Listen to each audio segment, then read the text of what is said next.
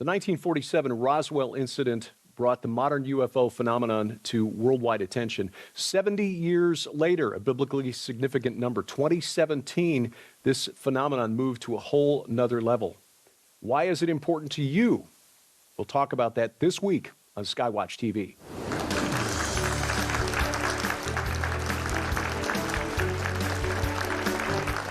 Welcome to Skywatch TV, and thank you for joining us this week. I'm Derek Gilbert, sitting in for Joe Artis Horn, and this week a topic that is near and dear to our hearts, something that we've been very interested in for a very long time, but something that is often dismissed as absolutely fringe. Let me introduce our guests on the panel this week. First, a prolific writer who is a contributor to the Politics, Prophecy, and Supernatural Report, co-host of the podcast Through the Black, and the author of a book that we highly recommend. They Only Come Out at Night. Please welcome Vicki Joy Anderson. And the publisher of Vicki Joy's book, a writer, director, producer who has now authored 14 books, produced 30 films, his Nephilim trilogy on the CBA bestsellers list, the first book I ever read about that particular subject, his novel called Nephilim. He's the author of the brand new book, Rungs of Disclosure. Very timely. It is our honor to welcome to the program L.A. Marzulli.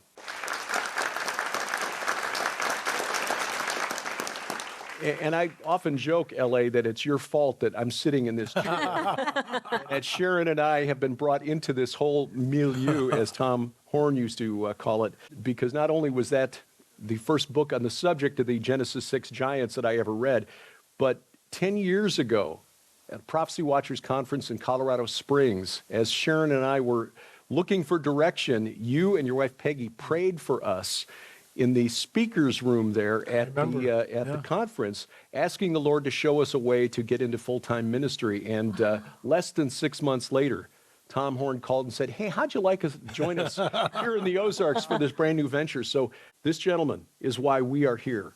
And so, well, of course, Tom had the Lord had a lot to do with that. But Definitely. It was December of 2017, in fact. I remember very well when the article came out in the New York Times, authored by Ralph Blumenthal and Leslie Kean. And Leslie Kean, right. Two very pro-UFO disclosure authors.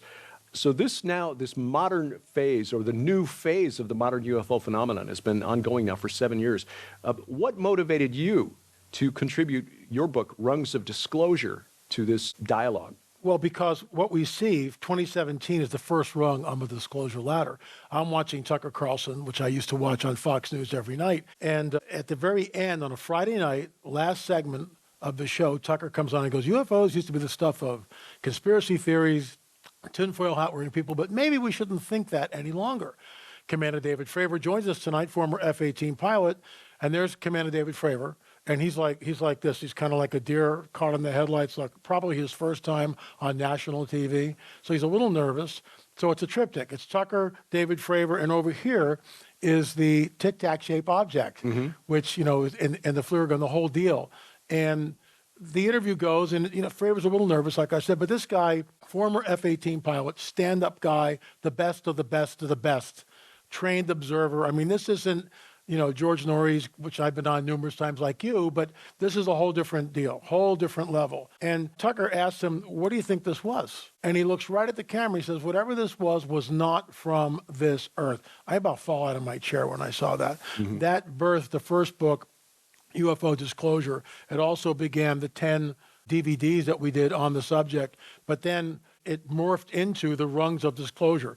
2017, first rung on the ladder of disclosure, and from there it just goes up and up. Lieutenant Commander Fravor, as you mentioned, a trained observer, and he was not the only one from the USS Nimitz back in 2004 who saw this. Right. There were radar operators as part of the They were naval tracking exercise. it for 2 weeks. Right. I knew a Marine Corps F-18 pilot, so I know how highly trained these guys are and what kind of intestinal fortitude they need. I mean, try to make a carrier landing in the middle of the night where the only thing you can see is this little rectangle of light in the middle of a sea. That's more courage than I want to have when I go to work in the morning. So as you say, these are guys who are trained to be cool, calm, and collected even under the most extreme circumstances. So they saw something. Just what do you think Well, in my opinion, it was the classic UFO. The thing is lighting up. There's no rotor wash. There's no exhaust. There's no wings. There's no tail section. And this thing drops down from like 42,000 feet to like 30 feet. The G's alone would kill you. We're talking 3,000 G's. A human being can do about 9 or 10 before bad things start to happen. 3,000 G's. So this is a whole other discussion. It gets into Bob Lazar, Area 51, where the craft is here, and what's happening is the gravity wave is bending space and time. That's from Bob Lazar. Can I state that unequivocally? I can't, but it makes a lot of sense because all of a sudden you can go from a stop here, a right angle turn, because you're bending space and time as we know it. So he's looking at this thing, and it zips away from him, in his words, like a bullet out of a gun, 50 miles in 2 seconds. That would kill anybody. I mean, you'd be up against the wall, just dripping down the wall. So I think that's what's going on. And Commander David Fravor on Tucker said, I would like to fly it. And Tucker said, I'm sure you would. And you remember, Fravor and his wing woman, these are not Elmer Fudd. These are, like you said, these are highly trained individuals. You don't give an F-18, which costs millions of dollars, to some. This is the best of the best of the best. And this guy was an ace. I mean, just an ace airman. And he engaged it. And also, what they didn't mention on Tucker, when he cut across the circle, so the tic-tacs here, he's flying around like this, and he finally cuts across the circle, this thing comes at him and jams his radar, which is an act of war. And then it zips away. Derek and I watched a documentary last year, I think, and it was about that incident, interviewing a number of people, not just pilots, but radar operators. One of the radar operators talked about the dreams he had after the event. I remember and that, they yeah. were horrific Yep. dreams. Apocalyptic. Yes. Is this more than just technology that we don't understand? I think these entities have a very nefarious agenda. They have been here and increasing in numbers since 47, in my opinion. So you have 45, which is the atomic bomb, 47 Roswell, 48 Israel. And when Israel becomes a nation, in my opinion, the whole thing just takes off. The whole UFO phenomena as we know it, crop circles, abductions, cattle mutilations, just all the different sightings, everything just begins to just go through the roof in numbers. Sighting, I mean, the cattle mutilations itself, and that really wasn't happening until you could go back maybe 100 years and see one or two, but now it's like, it's national news. So yeah, I think there's a very nefarious agenda. You get too close to these guys, like this one pilot who had nightmares afterwards. Obviously, something happened there. People have committed suicide over this. Abductees are haunted, people who were taken. And where do you go? That's one of our films. Who do you talk to? Where do you go? Well, that's a really good point. I remember we interviewed you years ago about the Stephenville, Texas incident. Yes. And how these entities or these craft were witnessed by many, many people in Texas. And this was what, 2004? Stephenville Lights, yeah. Ricky Sorrell, I interviewed him. Right. And you offered to the churches in Texas, hey, Come down. I would, come down for free. and speak, at my own expense. Right. And how many responses did you get? Last time I checked, it was zero. None of them wanted to touch No, it, even though please. many of the people, Yeah. presumably in their congregation, some of them would have seen these things. And they were grappling to understand what they had seen. Because if it's not taught, then you're looking at this thing and going, are we alone? What am I looking at? Are these benevolent or malevolent? Are these our space brothers? Are these from some faraway planet like Epsilon Eridani or Zeta Reticuli? What are we looking at here? But the Bible, in my opinion, makes it really clear what we're looking at. And these are nefarious entities. Well, I'm glad you mentioned the Bible because I love the title. It reminds me of Jacob's Ladder. I assume that had something to do with your reason for the title. Yes and no, probably subconsciously. I felt the Lord gave me the title of the book, The Rungs, because it's like a ladder. We're here, rung number one, now 2, 3, and that's what's going on. And we're actually on, I think in the book we only go up to 17 or 18. We're up to 20 now. So the first rung of disclosure, is that the Commander Fravor? That's the Commander David USS Fravor, Nimitz Tucker Carlson. incident? I mean, Okay. seriously, I fell out of I said, Peggy, the phone's going to ring. Batten down the hatches. My gosh, the emails are going to come in. We're going to be invited all over the place. This is it. Disclosure is happening. The next day, I'm like, nothing happened. Totally flat. Hang on, one email or something. It was like a yawn, wasn't it? Just totally flatline. Nobody cares. It's unbelievable. But that is astonishing that since then it has gone mainstream. Up until December of 2017 in the New York Times It article, was Yeah, you wouldn't Push touch aside. this in the corporate, other than to mock it or make fun of it. Make fun of it. But now you've seen it not just with Tucker Carlson, who spent a lot of time on this. It's everywhere. It's in the But- halls of Congress. Exactly. Why is Congress discussing this now? There are entities within the government that are not accountable to anybody. It's black budget stuff. And this is why when you watch the congressional hearing and they go, well, who do we talk to? What contractors? What branch of government? I mean, there's absolutely no accountability. Nobody knows. They can't penetrate the veil. They can't penetrate the wall of silence, whatever analogy you want to use. They can't figure out, well, who's running the show here? You hear terms like the Collins elite thrown around. Well, does that really exist? I think they do. But no one's sitting down with the Collins elite and asking questions. Nancy Mace said something just a couple of days ago. I want one of these bodies from the craft brought in front of Congress, which is really interesting. I mean, she's throwing down the gauntlet, bully for her. But the needle, it moves very slowly in the halls of Congress, but my gosh, at least they're talking about it. At least it's not, some conspiracy theory. And for me, I'm going to jump way ahead here, but one of the most astounding moments in my lifetime when Nancy Mace, the representative from South Carolina, is interviewing David Grush, who's a whistleblower. And, she asked him, do we have retrieved crafts? And David Grush looks right up at her and says, yes. Well, do we have the pilots from these craft? And again, watching the body language, he's not looking down. He's leaning forward to the microphone and looking straight up at her. Yes, we have recovered bodies from the craft. And then she kind of, well, are these human or non-human? And he looks right up at her again. Non-human biologics. Now, what you think at that point, the emails would be pouring in. I had a few. Phone calls would be off the hook. It's not like that. And it really makes me wonder why the church, and I'm part of a church, and I love the church, but why the church is so asleep on this. Because in my opinion, this is the coming great deception. This will change everything when they show up, and they will show up at some point. Do you think it's because the church is uninformed on how to answer the question, or I think they're they're just terrified. afraid? Yeah. I think they have a non-supernatural worldview. They're afraid of piercing that veil, even talking about it. But the halls of Congress, our representatives are talking about it. Well, L.A., you're also a musician, and I know you're heavily involved in churches. We talked with the musician from the conference we just attended, and he was telling us that he gets the sense when he goes into churches, he's been in 3,000 churches. Wow. He gets the sense that the music he's required to sing is almost putting people into a trance, like they're just asleep. Altered So state the of church consciousness. literally, in some ways, is being put to sleep.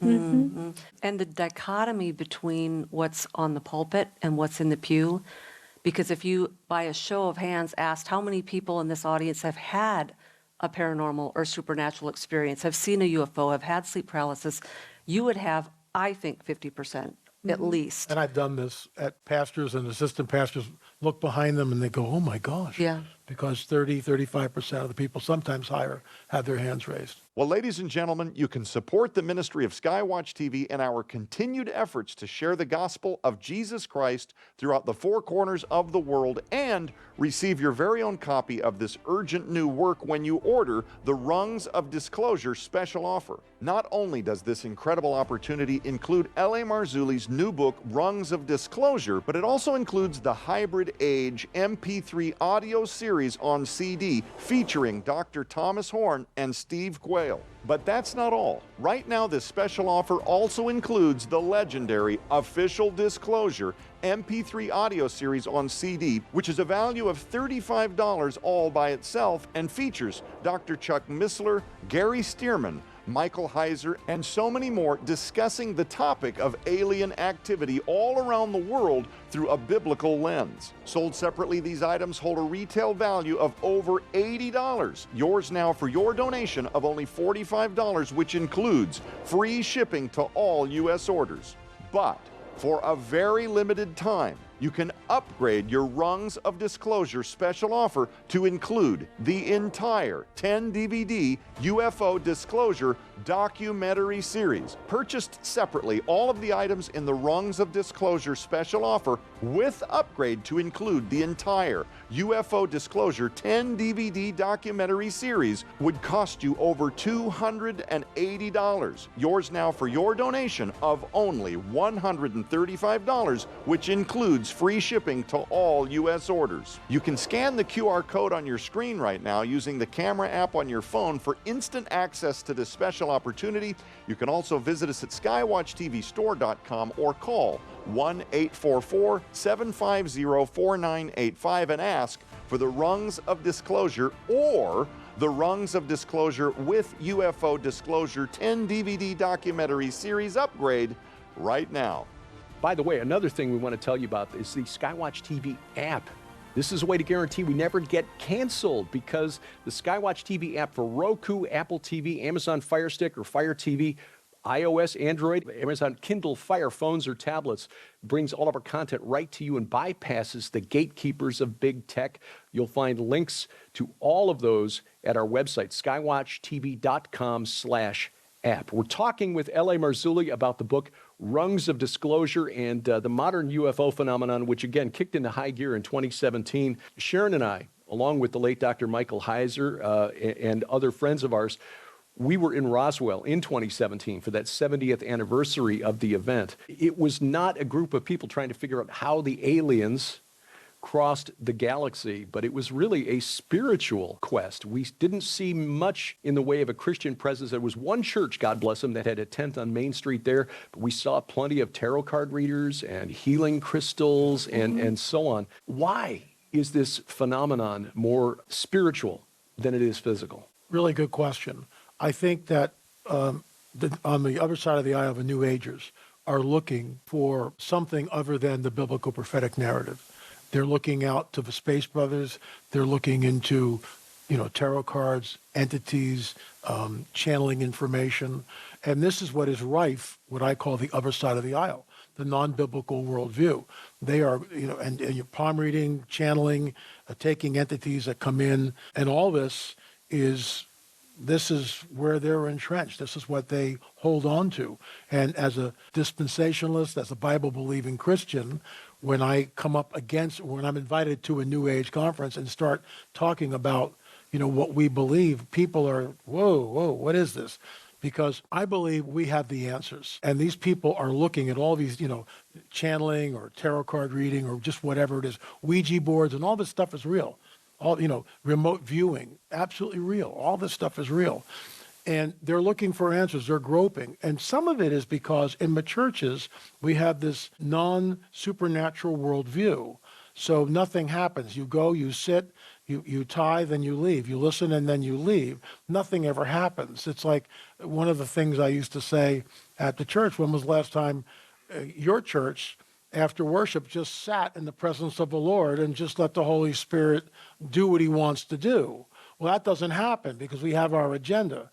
And shame on us. Do we really believe what's written in our Bibles? That's the bottom line. And I think, and sadly, most churches don't. But when was the last time a congregation just sat in the presence of a living God and let the Spirit move? It's not done. It's not practiced. And so people are starved for this, especially the younger generation. Yeah. So now they're looking at the New Age, and they go to a tarot card reader, or something happens, or they go to a Ouija board and the thing's moving around, or they have a spirit guide or a dream or whatever, and all of a sudden they're experiencing something supernatural. Wow, this is it. Because we haven't done our job. Trying to make sense of things that sometimes seems senseless, answering the big questions. Why are we here? Right. Where do we go when we die? That's that kind of thing. Answer. And we have eternity written in our hearts, whether you love or know the Lord or not. And it says in 1 Peter that we're a chosen race. That's what our inheritance. There's people out there that don't know Jesus and they don't know the Word, but they also have a longing to be a chosen race. So when these nefarious beings come to them posing as angels of light, that's their gospel. And that's why the church has to have the biblical version to tell these people who are captured by these false gospels. Amen. And that's well spoken. That's why we make sure that we get Vicki on the panel as often as we can. So true. Okay, we've talked about things in the U.S. Is this a worldwide thing? The UFO phenomenon, do you see that all over the world? It's absolutely global. A lot of reports are coming from South America, certainly all of the United States, Europe, Japan. I mean, it's everywhere. And it's not going away. I mean, the sightings are increasing, and they do so exponentially. Well, Derek and I want to go to Turkey sometime soon. We've been to Israel. Have there been sightings in those regions? There are sightings a lot in battlefields, in and around all these areas. People have seen, orbs, lights in the sky, entities. It's all over the map. It's not reported. You've got to get inside information. I think one of the rungs on the ladder was in Iraq, and this is years ago. This is when we invaded Iraq. There's this orb, and the thing is moving across the battlefield, and everybody's going, oh my gosh, we have no control over this. We can't do anything. This is alarming. A lot of times the government or the news media couch the whole phenomena as a threat. And in some ways it is, because these things are zipping over military air bases. Yeah, and messing with our nuclear-tipped missiles. The 10 DVD set, there's some video footage in there that you and your former business partner, the late Richard Shaw, broke from the late Dr. Robert Lear, who I know you collaborated with, finding some implants, and just absolutely astonishing. This footage from Turkey, from Kumburgaz. Why do you say that this is the best UFO footage that's been found to date? Well, Dr. Roger Lear knew about this because prior to 2009, in 7 and 8, the Kumburgaz UFO just appeared over Lake Kumburgaz in Turkey. And it made the front page in Turkey. So Lear was invited in 2009 for this UFO conference. And he goes there and he hires a camera guy, and they go out to Kumburgaz, and sure enough, the UFO appears right over the lake. He's there for like 5 or 6 hours filming this thing, and he's got all the original footage, which we got. We broke the story. He allowed us to break the story. The reason why I think it's the best footage, because it shows the moon, and there's a little speck of light here. And then the cameraman zooms in on this speck of light, and you see the gull-wing craft. There's a cockpit that's open. There are 2 grays, which are in the cockpit. And this thing is just floating, just sitting there. There's a heat signature. And then later on, the craft has turned. Later on, it goes back this way, and other parts have opened up in the craft. Richard Shaw had the original footage. And in that original footage, he slowed it down by 25%. So the grays are here.